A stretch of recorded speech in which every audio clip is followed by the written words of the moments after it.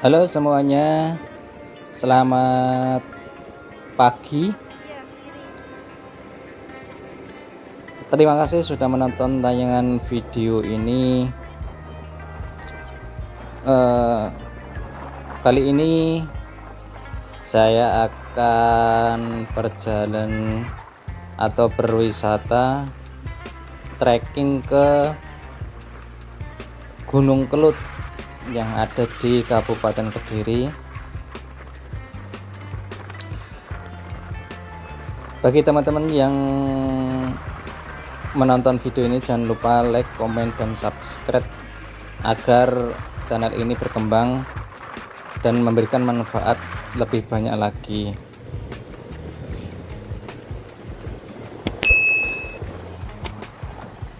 Perjalanan ke wisata Gunung Kelut, saya menggunakan transportasi sepeda motor. Berangkat dari Ngawi ya teman-teman, yaitu perjalanan itu sekitar 3 jam 30 menit. Saya map itu dari Ngawi ke lokasi Gunung Kelutnya. Nah, dari arah barat itu biasanya dilewatkan lewat Simpang Gumul, Simpang 5 Gumul. Nanti diarahkan ke lewat arah Blitar. Ini saya memasuki area loket pembayaran. Untuk per orangnya ini kan saya kesini hari libur, yaitu hari Minggu. Untuk parkirannya sendiri ini biayanya 2.000, kemudian tiket masuk per orang ini 10.000. Jadi kalau 2 orang berarti 20.000 plus sepeda motor 2.000, jadi 22.000 ya, yang sudah bisa masuk ke area Gunung Kelut. Nanti di atas itu sudah nggak ada parkirannya, jadi include di bawah pembayaran semua parkiran per sepeda itu 2.000. Untuk perjalanannya sendiri ini cukup sepi ya teman-teman, karena ini saya kesini itu habis duhur, udah agak mendung dan sedikit agak gerimis ya, nggak gerimis tapi kayak embun gitu ya. Ada yang baru berangkat, ada yang sudah kembali pulang dari atas ini. Untuk samping kirinya sendiri ini arah menuju wisata Gunung Kelut itu sudah tahu ya, kalau teman-teman kesini itu banyak ditumbuhi pohon-pohon sengon dan buah nanas yang paling terkenal di sini di Gunung Kelut.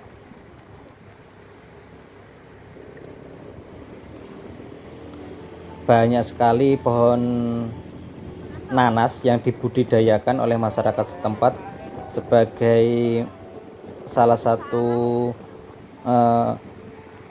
pertanian ya. Nah, ini samping kanan ini banyak sekali tanaman nanas tapi belum berbuah ya. Tadi di bawah itu ada yang jualan, mungkin ada sebagian itu yang selang-seling ya. Ada yang sudah berbuah, ada yang belum, ada yang sudah panen, ada yang baru nanam, seperti itu.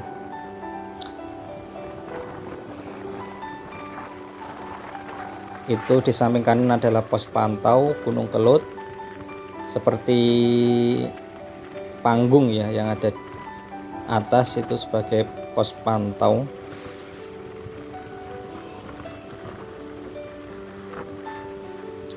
Ini cukup sepi.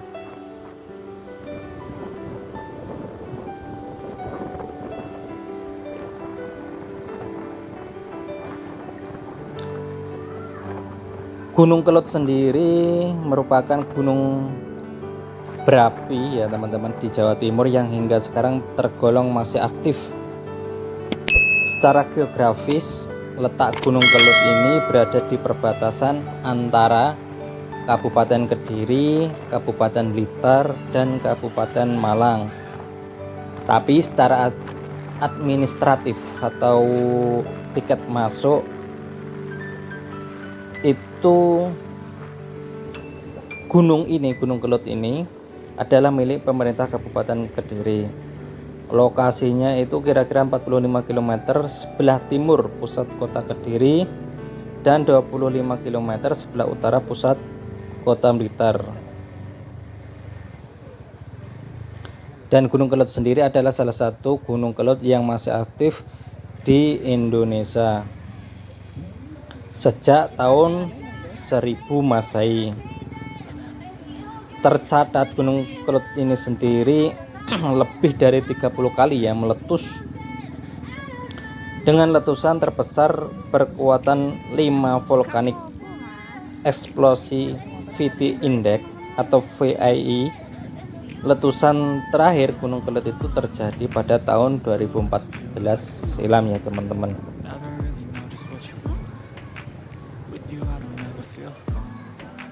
Gunung Kelut ini sendiri termasuk tipe stratovulkan dengan karakteristik letusan eksplosif seperti banyak ditemukan di gunung berapi di Pulau Jawa ya teman. Gunung Kelut terbentuk akibat proses subduksi lempeng benua Indo dan Australia terhadap lempeng Eurasia sejak sekitar tahun 1300 Masehi.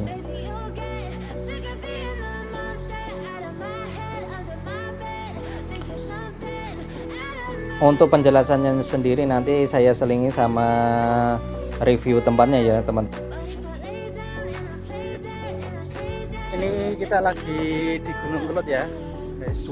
Ini kita perjalanan dari parkiran nanti naik ke atas biasa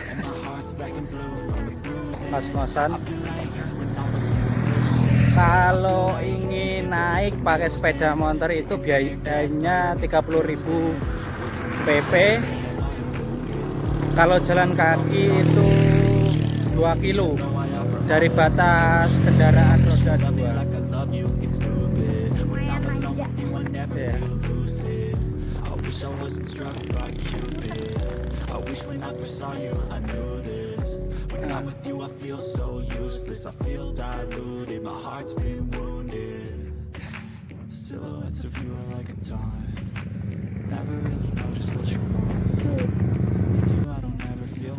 Saya naik ke atas itu jalan kaki ya teman-teman.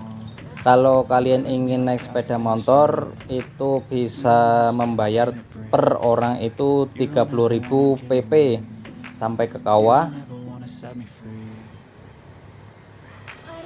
Jadi cukup relevan ya dan cukup masuk akal untuk perjalanan karena cukup jauh juga ya, 2 km ya perjalanan jalan kaki itu. Mending kalian yang ibu-ibu atau yang posisinya enggak kuat fisiknya silakan naik kendaraan yaitu membayar 30.000 per orang. Nah, di sini ada seekor monyet ya teman-teman yang naik ke atas itu di pos 2 dan ini saya lelah dari parkiran tadi karena perjalanan cukup jauh dan masih 1,5 kilo kalau nggak salah, 1 kilo dari kawahnya. Jadi saya memutuskan untuk naik sepeda motor ini 30.000 di pos 2. Nanti pulangnya sampai parkiran sepeda motor batas kendaraan tadi ya teman-teman.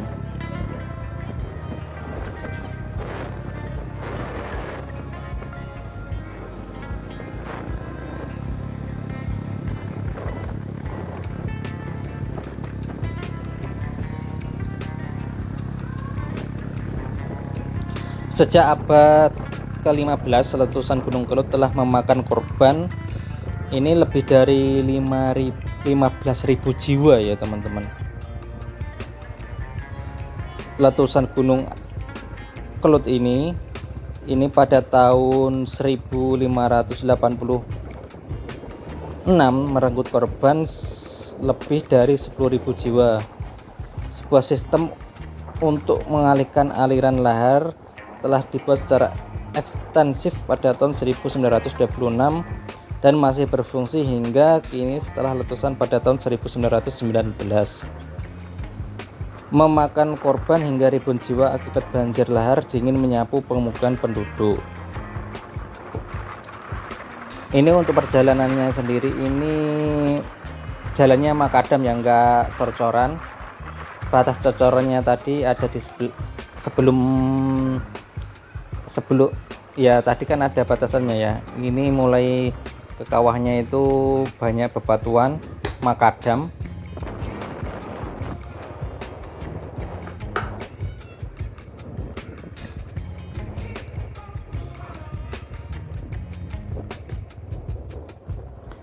Untuk menuju ke kawahnya ini lewat lorong Inlet Ganesha. Ini lorongnya nggak tahu ya buatan siapa, tahun berapa dibangunnya. Ini cukup panjang sekali ya teman-teman, cukup horor dan cukup menarik juga dengan wisata alam Gunung Kelut. Saat kesana itu melewati sebuah lorong kayak kereta api gitu ya teman-teman, cukup panjang. Dan ini kita diturunkan oleh drivernya. Ini enggak langsung di bawah kawah ya, nggak boleh kan kelihatannya teman-teman. Ini cukup di atas, ada pembatasnya. Jadi pengunjung batas berfoto atau naiknya itu cukup di sekitar sini. Dan ini juga banyak jasa fotografer yang ingin mengabadikan momen kalian berwisata di sini dengan membayar 10.000.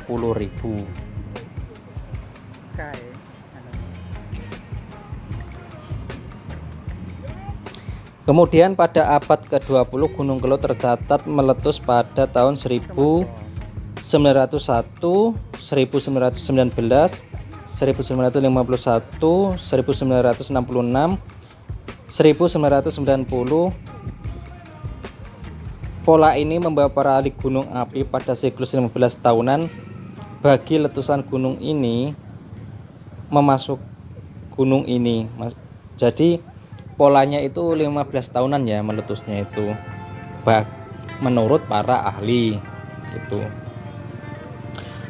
Kemudian memasuki abad ke-21, Gunung Kelut ini erupsi pada tahun 2017 dan tanggal 13 sampai 14 Februari 2014. Perubahan frekuensi ini terjadi akibat terbentuknya sumbat lava di mulut kawah gunung.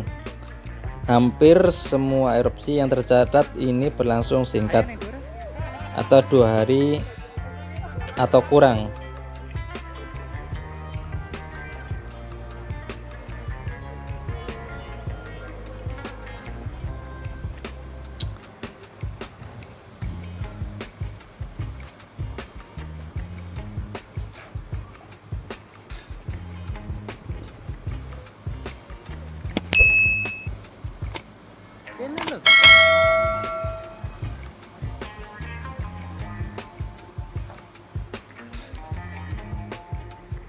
Ini menuju ke atas ya.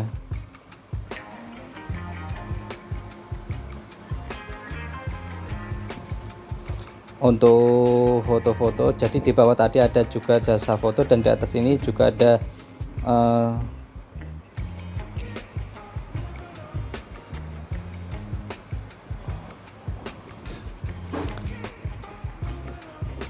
tempat foto atau jasa foto itu membayar 10.000.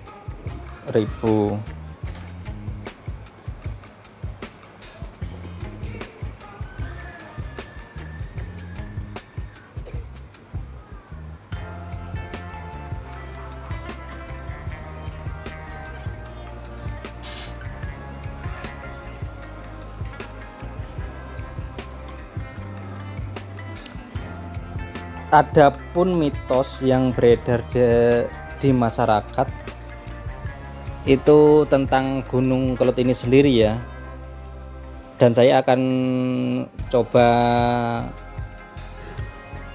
membacakan atau menjelaskan beberapa mitos yang beredar tentang ya seputaran Gunung Kelut ini ya teman-teman.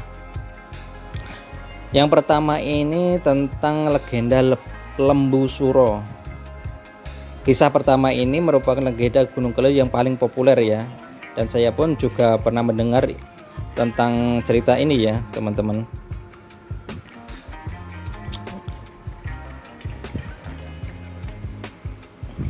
Legenda Lembu Suro ini menceritakan tentang pengkhianatan kisah cinta yang terjadi antara dua insan yang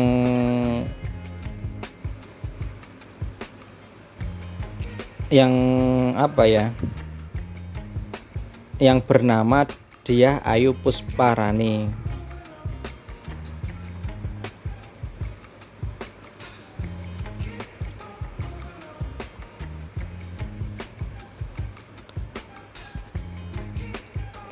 Kisah ini berawal dari sayembara yang diadakan oleh Raja Brawijaya untuk menikahi putri cantiknya yang bernama Dyah Ayu Pusparani. Sayembara tersebut kemudian dimenangkan oleh manusia berkepala kerbau bernama Lembu Suro.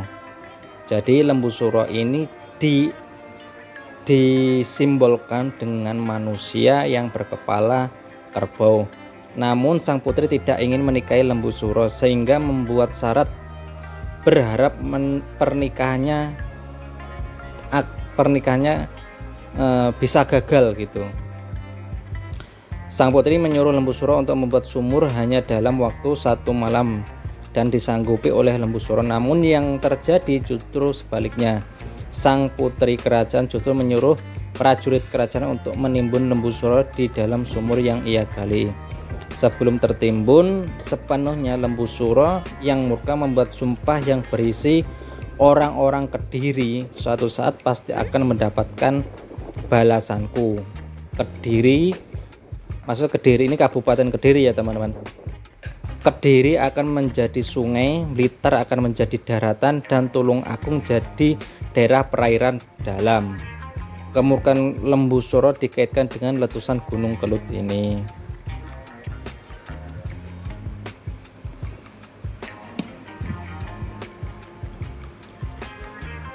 Yang kedua yaitu legenda buaya putih ya, yang penunggu danau ini.